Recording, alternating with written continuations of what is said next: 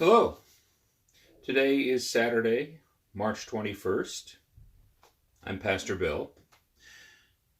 We are going to try to upload daily or almost daily video reflections, moments of inspiration, to be aired at 3:09 every day, the day on which our congregation at Holy Trinity is invited to pause for a moment of prayer. And during this time of coronavirus and social isolation and moratorium on public worship and all that, we're going to try to turn our attention to the fact that we're impeded from meeting publicly and that there's some need for some extra spiritual care done remotely. So I'd like to just, before we begin, update you on a thing or two. I am self-quarantining right now under medical advice for our child. To be clear, I am not symptomatic. I am not sick myself. There was a minor illness in our family last week, and our pediatrician has advised us that we should self-isolate, just in case, just to be safe, as is the common guidance these days. So I am not available to be at the church office, as I had previously announced. This 14-day isolation quarantine will lift on April 2nd. So after that date, God willing, I should be available again and circulate in public and keep regular office hours. Meanwhile, I am working from home. I am available for your calls. You should have my cell number. I don't wish to say it out loud on a YouTube video because that circulates far and wide. But you should have, it should be available from the church office. Kathy would have it, a number of other folks in leadership, Debbie. So if you need spiritual care or just want to talk, you're welcome to call me on my cell phone.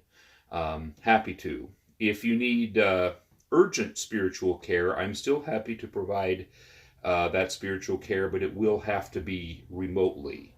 Only in a near-death situation would I break my isolation.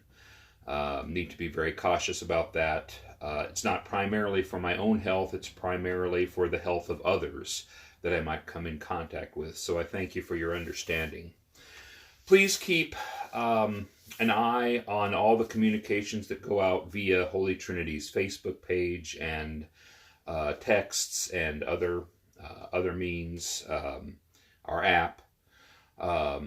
Things change at least daily, if not more often. So just keep an eye on things. At the current time, we are still scheduled to resume public worship as of Palm Sunday, April 5th. However, I would not be at all surprised if that should change and this moratorium on public worship should last longer. So please just be advised of that and prepared for that. So far, there is no change, but the way things are looking, we may be dealing with this epidemic for a while. But as of now, as of today, March 21st, the moratorium on public worship is scheduled only through the end of March. After that, it's kind of we'll see, and we'll let you know as soon as we know. So with all that, really, why I want to share this video with you is to share a moment of inspiration, a moment of comfort and prayer. And I want to share two things with you today. And by the way, I realize we're missing the 3:09 time today. I apologize for that. Better late than never. But first of all, Martin Luther lived in the time of the bubonic plague. And the concerns then were not also different than the concerns we have today. In fact, maybe even more so, because they didn't have all the advantages of modern medical science. And, there was a real concern that this could be the end of the world. I hope that we're not too concerned about that, but it can feel like it. We do wonder what's going to happen next. How long are these measures going to be in place, and where will the world go once we step outside and stop self-isolating? Will it be changed forever? What will we do next? And we don't really know. So Martin Luther had some very timely words in terms of what our faith has to say about this. In writing a letter about what to do in times like this, in a time of pandemic, he writes, "You ought to think this way. Very well, by God's decree, the enemy has sent us poison and deadly offal. Therefore, I ask God mercifully to protect us. Then I shall fumigate, help purify the air, administer medicine, and take it. I shall avoid places and persons where my presence is not needed, in order not to become contaminated, and thus perchance infect and pollute others, and so cause their deaths as a result of my negligence. If God should wish to take me, he will surely find me, and I have done what he has expected of me, and so I am not responsible for either my own death or the death of others. If my neighbor needs me, however, I shall not avoid place or person, but will go freely." I think these are important words and thoughts. We're not to neglect our neighbor's need simply out of concern for our own selves and our health, but at the same time, we ought not think so highly of ourselves.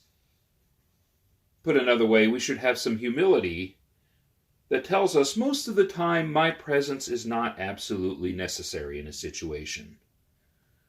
Others can cover it, or I can tend to a situation remotely, or it can wait.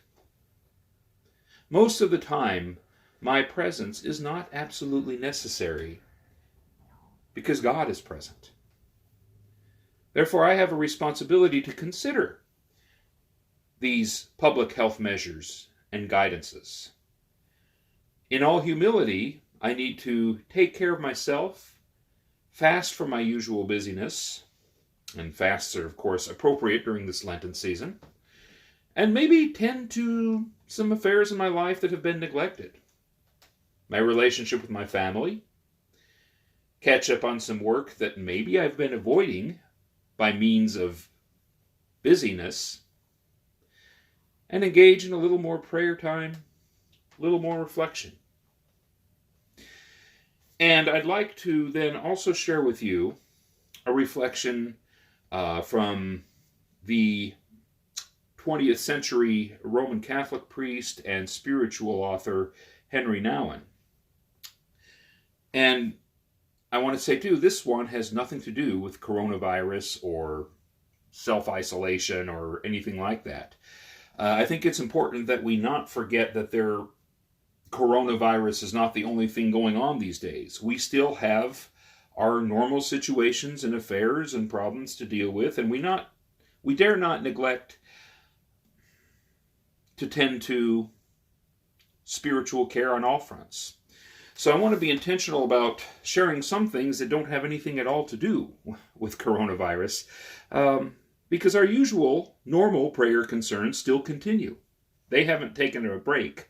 They're not distancing themselves from us just because of coronavirus. So this is more of a Lenten reflection. And this is called, I Love You, I Love You, I Love You. Now this is not, I did not write this, Henry Nouwen wrote this. The voice of despair says, I sin over and over again. After endless promises to myself and others to do better next time, I find myself back again in the old dark places.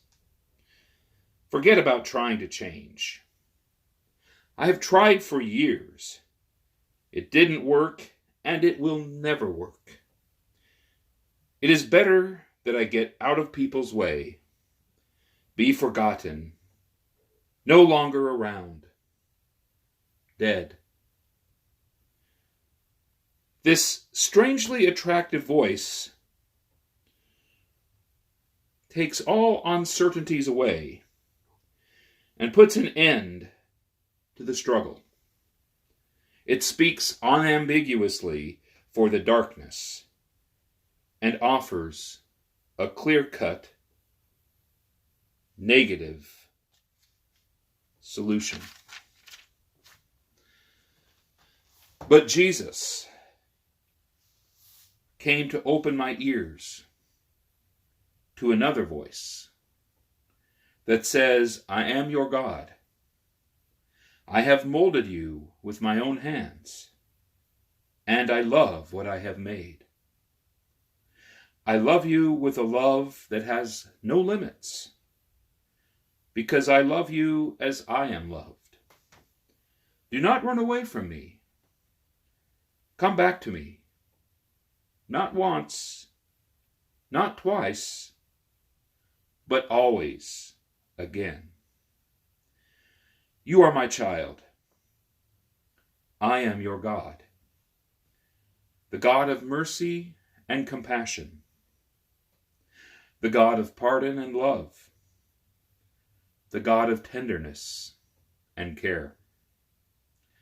Please do not say that I have given up on you, that I cannot stand you anymore, that there is no way back.